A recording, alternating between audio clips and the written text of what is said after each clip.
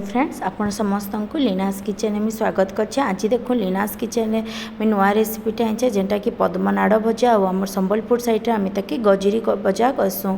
यह देखो यहाँ आम पानी भितर पाइसु तेणु ताकि आम बहुत भलसे सफा करना ही ताकि आम रोसई व्यवहार करमा। देखुन यहाँ बहुत कौलियाटा थिला, बहुत सफ्टा थिला, तेणु कि कुकर गोटे सीटी मारिदेली। आप बेसी ताकि नहीं करेंगे, यहाँ नरम नरम थिले ताकि भाजिकिना खाइले बहुत भल आसी। ये गजरी अबा पद्मनाड़ तार बहुत गुण अच्छे जेनता कि यहाँ आमर बॉडी इम्यूनिटी सिस्टम के बढ़ेसी। ये आम विटामिन सी, आयरन, पोटासियम आम सबू विटामिन पाइथिसु। यहाँ कैंसर पेसेंट लगी बहुत उपकारी।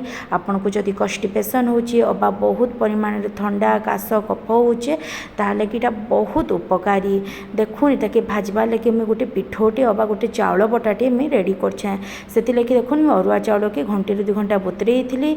से टिके जीरा, सोरिष आ सुखा लंका देकिना आ रसुण टिके देकिना बढ़िया से तार गोटे पेस्ट करदेली।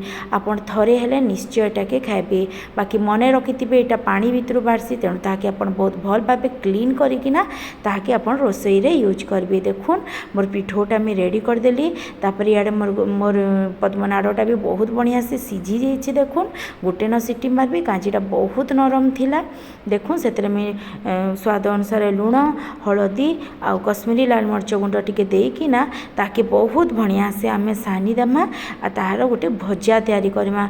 आपन निश्चय एटाके खाइबे। निज घर जदि छोट छोट छुआ माने भी अच्छी ताकि भी निश्चय खाइबे। काजे आमर कन्स्टिपेशन को बहुत परिमाण रे कन्स्टिपेशन रोगी मान लगे बहुत परिमाण रे उपकारी है।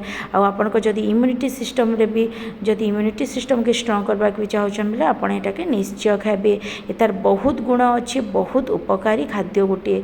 देखुन मैं ताबारे ताकि तेल देकिना बढ़िया से मैं ताकि भाजी देली। देखुन कंप्लीट हो गला मोर पद्मनाड़ भजा। आपन को केनता लागुची आपन निश्चय मते जणाबे। एटा बहुत उपकारी। आपन निश्चय आपन को घरे खाइबे, निजे खाइबे, बड़मा को खुआबे और छोट मान को भी खुआबे। केनता लागला आपन मते निश्चय कमेंट सेक्शन रे जणाइबे। देखुन मोर पद्मनाड़ भजाटा पूरा रेडी हो गला। बहुत सुंदर दिसुचे, खाइबार के भी बहुत भल आ शरीर लगी भी बहुत गुणी। आपन को केनता लागला मते निश्चय जणाबे। Thank you.